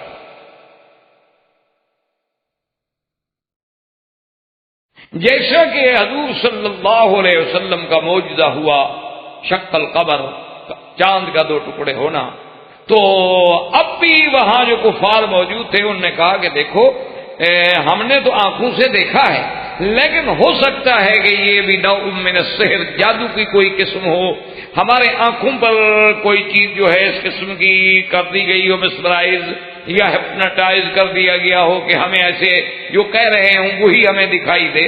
ایسا کرتے ہیں کہ جو لوگ باہر ہیں ان پر تو کسی نے جادو نہیں کیا نا، وہ کل جب آئیں گے تو ان سے پوچھیں گے کہ بھی آپ لوگوں نے بھی دیکھا چاند 2 ٹکڑے ہوا، اگر وہ بھی تصدیق کرتے ہیں تو پھر تو ماننا پڑے گا۔ اور دوسری بات یہ ہے کہ چلو حضور صلی اللہ علیہ وسلم سے پوچھتے ہیں کہ جناب ہمارا ایک قافلہ جو ہے وہ تجارت کے لیے گیا ہوا تھا بیت المقدس، اور وہ قافلہ جو ہے وہاں سے چل پڑا ہے، آپ نے وہ دیکھا کہاں تھا؟ کیونکہ آپ فرماتے ہیں میں براق پہ گیا ہوں تو اس کا مطلب ہے کہ راستہ پر یہی ہے۔ ہمارا قافلہ اونٹوں پہ گیا، اگر آپ جاتے ہوائی جہاز سے پھر تو ٹھیک ہے کہ آپ نے نہیں دیکھا۔ تو یہ جا کے ہم چیلنج کر دیتے ہیں حضور صلی اللہ علیہ وسلم کو. تو حضور صلی اللہ علیہ وسلم کی خدمت میں آئے، آ کے پوچھا. آپ نے فرمایا کہ ہاں وہ قافلہ میں نے دیکھا تھا اور وہ قافلہ فلاں جگہ تھا، بلکہ جب قافلے والے آ جائیں تو ان سے تصدیق کر لینا میرے جانے کی کہ میری سواری جب گزری تو ان کا ایک اونٹ جو تھا وہ بدکا اور ان پر فلاں بندہ جو بیٹھا تھا وہ گر گیا اور اس کی ٹانگ بھی ٹوٹ گئی. اب تک یہ دیکھتے ہیں جی اتنی تفصیل سے خبر. جب قافلہ آ گیا پوچھا، انہوں نے کہا ہاں جی بالکل ٹھیک ہے، ایسے کوئی تیز رفتار چیز گزری، ہمارا اونٹ ڈر گیا، میں گر گیا، میری ٹانگ بھی ٹوٹ گئی، اور تھا بھی میں فلاں جگہ جو جگہ حضور نے بتائی تھی. تو اب اگر کوئی چیلنج کرے کہ نعوذ باللہ نہیں جناب یہ بات ہم نہیں مانتے، تو پھر تو وہ کوئی عقل کا اندھا ہوگا، یا ہم کہہ دیں گے کہ وہ کوئی معاند ہوگا، کوئی ضدی ہوگا. ہاں ایک بات ہوتی ہے کہ کوئی آدمی ایسی بات ہم سے منوانا چاہے کہ آج ہزاروں سال کے بعد وہ کہے کہ ہمارا دیوتا، ہمارا بھگوان جو ہے اس نے دودھ پینا شروع کر دیا ہے، تو یہ اچھمبے والی بات ہو سکتی ہے. یہ بات تو ہو سکتی ہے قابل چیلنج. یہ بات تو ہو سکتی ہے کہ یار اتنے عرصے کے بعد تمہارے دیوتا کو بھوک لگی، اور پھر تمہارا دیوتا، لوگ بڑے ہوتے ہیں 1000 سال میں اتنی ترقی کی کہ ابھی بھی دودھ پینے والا بچہ ہے، ابھی تو وہ خود انگلی پکڑ کے چلنے کا محتاج ہے، تمہیں کیا راستہ دکھائے گا؟ یہ بات تو قابل چیلنج ہو سکتی ہے، لیکن قرآن کی کوئی بات چیلنج نہیں کر سکتے آپ. قرآن تحدی کر چکا ہے کہ کسی میں جرت ہے تو آؤ میرے مقابلے. اور وہ چیلنج حضور کے زمانے میں نہیں تھا، اب بھی ہے. یعنی آپ بڑے سے بڑا جینیس آدمی لے آئیں، اتنی کتاب جو ہے نا وہ اور کوئی کتاب یاد کر کے ہمیں دکھا دیں. چلو اور زیادہ لمبی چوڑی بحثوں میں ہم نہیں جاتے کہ 30 پارے کے برابر کوئی کتاب جو اس کو پسند ہو، اسے ناول پسند ہے ناول یاد کر لے، اسے کسی کا شعر و شاعری پسند ہے تو کوئی دیوان یاد کر لے، اسے ڈاکٹری سے بڑی دلچسپی ہے تو اتنی بڑی کتاب کوئی ڈاکٹری کی حفظ کر لے اور 2 رکعت نماز پڑھ کے کھڑے ہو جائے، ہمیں سنا دے لگ سے یہ تھا. چلو 15-20 غلطیاں بھی معاف. ہم اس کے مقابلے پہ آپ کو 7 سال کا بچہ کھڑا کر کے پورا قرآن سنوا دیتے ہیں، اور وہ بچہ بھی عربی نہیں ہوگا، اجمی ہوگا، جس کی زبان بھی عربی نہیں، اور وہ غلطی نہیں بلکہ مد شد میں بھی غلطی نہیں کرتا. اب بھی اسی دور میں گسیم میں یحییٰ کے نام کا ایک لڑکا ہے تو 6 مہینے میں پورا قرآن حفظ کیا، پورا قرآن 6 مہینے میں. عمر اس کی 8 سال ہے، 9 سال. اب وہ 9 سال کی عمر میں 7 قرات پڑھنے کے بعد جو قرات کی کتابیں ہیں وہ یاد کر رہا ہے. میرا اپنا دوست ہے اپنا جنوبی افریقہ میں جوہانسبرگ کے علاقے میں، وہاں سے ایک جگہ ہے لینڈ، وہاں کے رہنے والے ہیں، ابو بکر بھاٹیا نام ہے، اس کا بیٹا ہے، اس نے 6 مہینے میں قرآن حفظ کیا. تو آپ لائیں نا پھر قرآن کے مقابلے پہ کوئی آدمی جو یہ کہے کہ مجھے بائبل یاد ہے، کوئی یہ کہے کہ مجھے ان تورات یاد ہے، کوئی یہ کہے کہ جناب ہمارے جو دیوتاؤں پہ وید آئے تھے نا وہ ہمیں وید یاد ہیں. ایک بندہ تو کم از کم پیدا کرو نا پوری تاریخ میں. تو اس لیے ہمیشہ یاد رکھیں کہ یہ شبہات دشمن ڈالتے ہیں، ورنہ قرآن کی ہر بات اتنی واضح ہے، اتنی سچی ہے، اتنی حق ہے کہ ہمیں یہ تو شبہ ہو سکتا ہے کہ اب رات نہیں ہے، لیکن اللہ کے قرآن میں کوئی شبہ نہیں ہو سکتا. قرآن نے جو کہا ہے وہ حق. اس لیے موسیٰ علیہ السلام کے ساتھ جب کلام ہو گیا، اللہ نے 2 معجزے عطا فرمائے، ایک معجزہ عصا اور ایک ید بیضا، اور حکم دیا کہ آپ جائیں فرعون کے مقابلے میں اس کو دعوت. موسیٰ علیہ السلام نے عرض کیا کہ میرا اللہ، میرے بھائی کو بھی میری طاقت کے لیے، میری قوت کے لیے مہربانی فرما کے انہیں بھی آپ جو ہے مقام نبوت سے سرفراز اگر فرما دیں. اخی ہارون افصح منی لسانا، مجھ سے زیادہ بہتر بات کرنے والا. اللہ نے دعائیں منظور فرما لی۔ موسیٰ علیہ السلام اپنی بیوی بچے کو لے کے مصر آئے۔ ہارون علیہ السلام پہلے سے مصر میں تھے، آپ کے والدین جو ہیں وہ بھی مصر میں تھے، کیونکہ آپ تو بچپن میں چلے گئے تھے، وہاں فرعون کے ہاتھ میں آ گئے اور گھر سے تو چلے گئے، پھر 30 سال آپ نے وہاں گزارے تھے، تو آپ کو گھر والوں نے مل کے بڑی خوشی کا اظہار کیا۔ اس کے بعد حضرت ہارون کو لے کر فرعون کے مقابلے پر فرعون کے دربار میں پہنچے۔ اس وقت جو فرعون تھا وہ وہی رامیس الثانی۔ موسیٰ علیہ السلام کا آ کے مکالمہ ہوا۔ پہلے تو اس نے کوشش یہ کی کہ موسیٰ علیہ السلام کو ملنے کی اجازت بھی نہ ملے، تو بعض مفسرین نے کتب سابقہ کے حوالے سے یہ لکھا ہے کہ ان لوگوں نے منع کر دیا موسیٰ علیہ السلام کو ملنے سے، لیکن ایک دن موسیٰ علیہ السلام جو تھے ان کے کہنے کے بغیر اپنے بھائی کو لے کے گئے اور جا کے دربار میں پہنچ گئے، اور اللہ نے ایسی ہیبت ڈالی کہ کوئی روک نہ سکے۔ بہرحال جب گئے اور آپ نے موسیٰ علیہ السلام نے ان کو خطاب کیا، اللہ کی توحید کی دعوت دی، تو وہ بگڑ گیا۔ اس نے کہا کہ آپ کون؟ تم تو اب تو میرے گھر میں پلے، الم نربک فینا ولید، اور پھر آپ آج ہمیں چیلنج کرنے کے لیے آئے ہوئے ہیں، اور آپ نے ہمارا ایک بندہ مار دیا تھا قبطی۔ تو سیدنا موسیٰ علیہ السلام نے فرمایا کہ عقل کی بات کرو، اگر میں نے بندہ مارا تھا، میرا مارنے کا ارادہ بھی نہیں تھا، نہ قتل عمد تھا، میں نے اس کو 2 آدمیوں کو لڑنے سے چھڑایا اور اس کو تھپڑ مارا تو وہ مر گیا، لیکن اس کے بعد بھی میں آپ لوگوں کے ظلم کے خوف سے چلا گیا، اور پھر اللہ نے مجھے نبوت سے سرفراز فرمایا۔ اس وقت میں نبی بھی نہیں تھا، میں پیغمبر نہیں تھا۔ باقی رہی پر بات رہی کہ آپ نے مجھے پالا ہے، پوسا ہے، کھلایا ہے، پلایا ہے، تو میری قوم کے لاکھوں بندے جو آپ کی غلامی کر رہے ہیں، میری قوم کے 6 لاکھ بندے کو غلام بنا کے اپنے کام کراؤ اور ان کے ایک بچے کو 30 سال کھانا دے دو، تو یہ زیادہ مہنگا ہے۔ کیا کہہ رہا ان ابت بنی اسرائیل، تم نے تو میری پوری قوم کو غلام بنا ڈالا ایک بچے کو کھلانے کے بدلے میں۔ اب فرعون سے مقابلہ ہوا۔ فرعون نے مطالبہ کیا کہ اچھا ہم زیادہ بحث میں نہیں پڑتے، اگر تمہارے پاس کوئی نشانی ہے تو دکھلاؤ جو دلالت کرے کہ آپ سچے رسول ہیں۔ تو موسیٰ علیہ السلام نے فَأَلْقَىٰ عَصَاهُ، آپ نے وہ اپنی لکڑی مبارک ڈالی، وہ ایک بہت بڑا اژدہا بن گیا۔ اس کے بعد پھر آپ نے اٹھا لی، اور اس کے بعد پھر آپ نے اپنا ہاتھ مبارک جو تھا اپنی جیب میں لیا، وَنَزَعَ يَدَهُ فَإِذَا هِيَ بَيْضَاءُ لِلنَّاظِرِينَ، اور جب ہاتھ سامنے کیا تو روشن، تو وہ دیکھ کے حیران رہ گئے۔ لیکن فرعون نے فوری طور پر جو تھی بات کا رخ بدلنے کے لیے اپنی ملا، اپنے وزیروں سے، اپنی کابینہ کے اراکین سے کہا کہ معلوم ہوتا ہے یہ جادوگر۔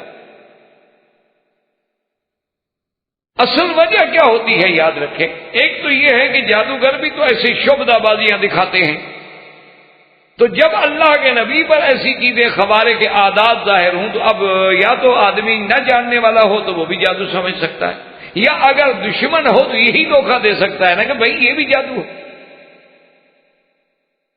ورنہ جادوگروں کی سیرت اور انبیاء کی سیرت میں آسمان و زمین کا فرق ہے۔ وہ غلاظت کے مجسمے ہوتے ہیں اور یہ نظافت کے مجسمے ہوتے ہیں، وہ جھوٹ کے بنے ہوئے ہوتے ہیں اور یہ صدق و عدل میں گھڑے ہوئے ہوتے ہیں۔ وہ تو دونوں کی زندگی خود بتا رہی ہوتی ہے کہ یہ نبی ہے، یہ جادوگر ہے۔ اب ایک 12 سال کے بچے سے بھی پوچھو مرزا غلام احمد قادیانی کے بارے میں، وہ آپ کو بتا دے گا کہ یار یہ نبی نہیں ہو سکتا۔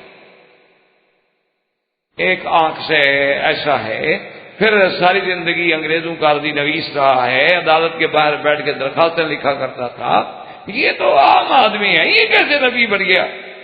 کوئی خصوصیت نہیں، کوئی اس کے اندر وصف نہیں، کوئی ایسی صفت نہیں جس سے کم از کم کوئی ایک نمایاں بندہ تو پہچانا جائے، اس میں کوئی نمایاں ہونے کی حیثیت تو ہو نا جی۔ تو بہرحال یہ ہے کہ اس نے فرعون نے فوراً یہ بات اختیار کی، انہوں نے کہا کہ یہ جادوگر ہیں اور بتائیں کہ کیا کریں۔ انہوں نے کہا ارجع واخاہ، انہوں نے کہا کہ ان کو چھوڑ دیں، کچھ نہ کہیں۔ اس کے وزیر جو تھے انہوں نے ایک اللہ کے بہت بڑے بندے تھے، وہ حجاج ابن یوسف کی دربار میں پیش ہوئے تو حجاج نے اپنے ساتھیوں سے پوچھا کہ اس کا جرم آپ نے دیکھ لیا ہے کہ اس نے میری بغاوت کی ہے تو اس کی سزا کیا ہونی چاہیے؟ اس نے کہا کہ جی باغی کی سزا موت ہی ہے، اور کیا ہونی چاہیے؟ تو وہ سن کر ہنس پڑے۔ تو اب حجاج جیسے عامر کو دیکھا نا جی، عامر کے لیے یہ بہت بڑا غصہ ہوتا ہے نا کہ وہ کسی کو سزا دے اور اگلا مسکرائے، اس سے بڑی سزا اس کے لیے کیا ہو سکتی؟ تو اس نے کہا کہ عجیب بات ہے، تم کیوں مسکرا رہے؟ اس نے کہا نہیں، میں تمہارے وزیروں کی عقل پہ رو رہا ہوں، مجھے ہنسی آ گئی تمہارے وزیروں پر۔ اس نے کہا کیسے؟ اس نے کہا یار تیرے وزیروں سے تو فرعون کے وزیر بھی اچھے۔ انہوں نے کہا وہ کیسے؟ انہوں نے کہا تھا ارجع واقع ہو، موسیٰ علیہ السلام ان کے بھائی کو چھوڑ دو، کچھ نہ کہو، مقابلہ کرو ان کا۔ تمہارے وزیر فوراً کہہ دیتے ہیں قتل کرو، تو تمہارے وزیروں سے فرعون کے وزیر بہتر ہوئے کہ نہیں ہوئے؟ تو بہرحال انہوں نے مشورہ دیا کہ ارسل فی البدائن حاشرین، کہ اپنے مدائن میں، شہروں میں آپ حکم بھیجیں جناب، ہمارے پاس بھی جادوگروں کی کمی ہے، اگر یہ جادوگر ہیں تو مقابلہ کرتے ہیں ان کا۔ تو انہوں نے بہرحال اپنے جادوگروں کو بلایا، موسیٰ علیہ السلام سے کہا کہ اچھا بتاؤ کہ تم ہمارے بندوں کا مقابلہ کرو، اور اگر مقابلہ کرنے کے بعد تم کامیاب ہو گئے تو ہم پھر تمہارے موضوع پہ غور کریں۔ موسیٰ علیہ السلام کا ٹھیک۔ تو قرآن مقدس نے ایک دوسری سورت مبارک میں بیان کیا ہے کہ آپ نے فرمایا کہ ٹھیک ہے ایسا کرتے ہیں کہ یوم الزینہ، تمہارا جو عید کا دن آ رہا ہے نا، قریب ہے، ابھی تمہارے ابھی عید کا دن آنے والا ہے، ان یحشر الناس ضحیٰ، کہ عین صبح کے وقت جب 9-10 بجے کا وقت ہوتا ہے نا کوئی میدان میں، اسی جگہ اکٹھے ہو جائیں گے۔ ایک تو عید کا دن ہوگا، لوگوں کو چھٹی ہوگی، آنے میں بھی آسانی ہوگی۔ تو یہ دن مقرر ہو گیا، اور فرعون نے اپنے ملک سے لوگوں کو بلایا، حتیٰ کہ بعض روایات میں یہ آتا ہے، قرآن پاک نے تو عدد ذکر نہیں کیا، جیسے میں آپ کو کئی دفعہ عرض کر چکا ہوں کہ یہ اسلوب ہی نہیں قرآن کا کہ ان چھوٹی چھوٹی باتوں میں جائے۔ لیکن سابقہ کتب سے یہ روایات ملتی ہیں کہ وہاں تقریباً 70,000 جو تھا نا جی جادوگر، اور وہ دور جادوگروں کا دور۔ اسی لیے جادو جو ہے آج بھی سب سے زیادہ جادو جو ہے وہ یہودیت میں ہے، اور یہودیوں کے بعد سب سے زیادہ جادو جو ہے وہ ہندو میں ہے، اور ہندوؤں کی صحبت کی وجہ سے پھر اس کے اثرات بنگال میں بھی پہنچے، برما میں بھی پہنچے، اور وہاں سے پھر ہمارے بعض بنگالی مسلمان بھی اس کا شکار۔ اصل جو ہے وہ یہود تھے، ان میں آج بھی بڑے سے بڑے جادوگر جو ہیں وہ موجود۔ تو موسیٰ علیہ السلام کے مقابلے پر جب وہ جادوگر آئے اور آ کے فرعون کو ملے تو سب سے پہلی بات ہی انہوں نے یہ کی کہ اِنَّا لَنَا لَأَجْرًا إِن كُنَّا نَحْنُ الْغَالِبِينَ، کہ اے فرعون ہمیں یہ بتاؤ کہ اگر ہم موسیٰ علیہ السلام سے آج مقابلہ جیت جائیں تو ہمیں کچھ ملے گا بھی کہ نہیں؟ اسی لیے علماء نے لکھا ہے کہ جتنے باطل لوگ ہوتے ہیں، علماء سو ہوتے ہیں، جھوٹے مولوی اور جھوٹے پیر ہوتے ہیں، ان کی نظر فائدے پہ ہوتی ہے، پیسے پہ ہوتی ہے، ہدیے پہ، نذرانے پہ، کہ کیسے وصول ہو، کوئی طریقہ بنایا جائے۔ تو اب جناب یہ ہے کہ ابھی ہمارے ملکوں میں بھی ایسے ہوا کہ بعض جگہ پر جو بڑی بڑی گدیاں تھیں نا جی، بڑے بڑے مزارات تھے، تو اوقاف نے اپنے کنٹرول میں لے لیے۔ خیر اوقاف بھی سمجھدار ہے، جہاں آمدنی ہو اس کو قبضے میں لیتے ہیں، جہاں خرچ کرنا ہو اس کو نہیں چھوڑتے۔ دیکھتے ہیں نا بھی اس مزار پہ آمدنی ہے 50 لاکھ سال کی، خرچ ہے 10 لاکھ، اس کو قبضے میں لے لیتے ہیں، کوئی 40 لاکھ بچتا ہے۔ لیکن اگر ایک جگہ پر خرچ ہے 40 لاکھ اور آمدنی ہے 10 لاکھ تو 30 لاکھ گھسے دینا پڑے گا، وہ کیوں نہیں؟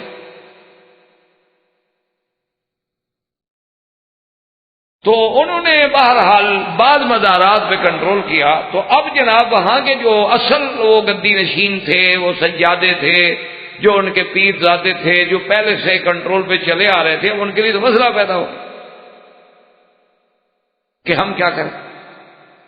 وہ تو اوقاف نے صندوق رکھ دی، وہ جناب سیلڈ ہے کہ جو بھی مرید آئے جناب اس میں نظر نیاز ڈالے، وہ نکلے گی تو پھر اوقاف وصول کرے گی، تو پیر صاحب کو کیا ملے؟ تو ان لوگوں نے جناب کمال ہوشیاری سے بہت سارے مقامات پر ایسے طریقے اختیار کیے کہ وہاں مزارات کے قریب میں اوپر سے جگہ بنا کے سوراخ کر کے نیچے اپنا پائپ لگا کے اپنے گھروں تک پہنچا دیا کہ جب آؤ سلام کرو تو نذرانہ اس میں ڈال دیا کرو، ہمارے گھر میں پہنچ جائے گا، تو صندوق میں نہ ڈالا کرو۔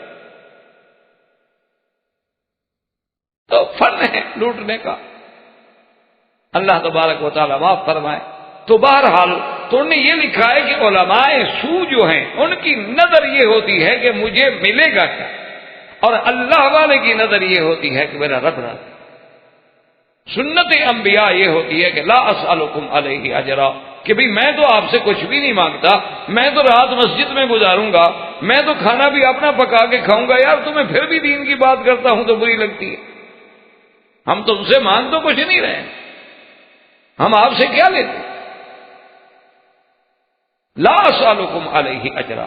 اسی طرح ایک دفعہ کچھ جماعت کے لوگ، مجھے ایک ذمہ دار آدمی نے بتایا، تبلیغی جماعت کے کچھ ساتھی، کچھ لوگ جو تھے اچھے ان کے بڑے لوگوں میں سے تھے، تو سابق ملک کے پی ایم سے پرائم منسٹر کے پاس ان کی ملاقات تھی۔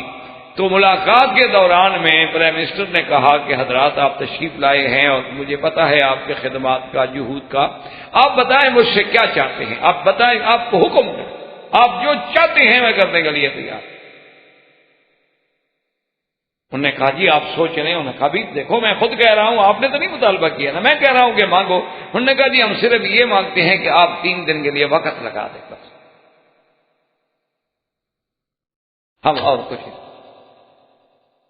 وہ حیران ہو، اچھا سنا ہے کہ اسے لگایا تھا، اللہ عالم میں نہیں جانتا، میں نے تو سنی سنائی بات ہے۔ بہرحال اتنا تو مجھے پتا ہے کہ وہ اجتماعات میں جاتا رہا، لیکن کیا بھی وقت لگایا یا نہیں لگایا اللہ معاف کرے، نہ ہمیں اسے مانا یہ ہے کہ جو اللہ والا ہے وہ یہ نہیں چاہتا کہ جی مجھے سڑک بنا دو، مجھے گھر دے دو، مجھے مکان دے دو، مجھے کوٹھی دے دو، مجھے بنگلہ دے دو، ہمیں مہربانی کر کے جناب ایک ہوائی جہاز خریدتے ہمیں آسانی رہے گی تبلیغ کرنے میں۔ نہیں، انہوں نے کہا کہ جی آپ وقت لگائیں، آپ دین کے لیے ٹائم دے دیں، بس ہمیں کچھ نہیں چاہیے۔ تو یہ اہل حق کی پہچان، کیونکہ انبیاء نے قرآن میں باقاعدہ کہا ہے کہ لا اسألکم علیہ اجرا ان اجری الا علی رب العالمین، اور انہوں نے کیا کہا ان لنا لاجرا، کوئی ہمیں ملے گا کہ نہیں؟ پھر انہوں نے کہا عجیب بات کرتے ہو، کیسے نہیں ملے گا؟ صرف یہ تھوڑا ہے کہ میں تمہیں انعام دوں گا، انعام تو معمولی بات ہے، میں تو تمہیں اپنا جانشی، اپنا مکرم بنا لوں گا، میں تو تمہیں دربار میں عہدے دوں گا، منسٹریاں دوں گا، وزارتوں کے دروازے کھول دوں گا تمہارے لیے، آؤ تو صحیح۔ تو اب جناب وہ مقابلے پہ آئے اور موسیٰ علیہ السلام سے آ کے کہا کہ اما ان تلقی و اما ان نکون نحن الملقین، کہ کیا تم پہلے ڈالتے ہو اپنا جو دکھانا ہے یا ہم دکھائیں؟ موسیٰ علیہ السلام نے فرمایا کہ نہیں تم۔ اب انہوں نے جناب جو ہے وہ میدان میں رسیاں ڈالی، اور وہ رسیاں جو تھیں ایسے جیسے ان کو پتہ لگا تھا نا، کیونکہ ان کو بتایا گیا تھا نا کہ موسیٰ علیہ السلام بھی لاٹھی ڈالتے ہیں تو سانپ بنتا ہے، اسی لیے وہ ان کے مقابلے کا جادو بنا کے لائے تھے کہ رسیاں جو ڈالی تو ساری سانپوں سے بھر گئی، اور جدھر دیکھو سانپ ہی سانپ، سانپ دوڑ رہے۔ بہرحال بعض علماء نے تو یہ لکھا ہے کہ یہ بھی شعبدہ تھا، جیسے کہ آپ نے دیکھا ہے نا جی بہت بڑے ہاتھ کی صفائی والے لوگ ہوتے ہیں تو وہ اپنے ہاتھوں میں آپ کے سامنے یعنی کرتے ہیں، حالانکہ بالکل ہوتی وہ ایک یعنی ہاتھ کی چالاکی ہے، لیکن اب حیران ہو جاتے ہیں کہ ابھی پیسے تھے کدھر چلے گیا، اچھا ادھر چلے گیا، اچھا پھر کدھر گم ہو گیا، پھر کیسے نکل آئے۔ تو یہ ان کا حالانکہ ایکسرسائز ہے، کوئی علم نہیں ہے، یہ علم نہیں ہوتا، یہ تو ایک پریکٹس۔ احباب کرام، اس کے بعد اب آپ اس مبارک سلسلے کی CD نمبر 21 سماعت فرمائیں۔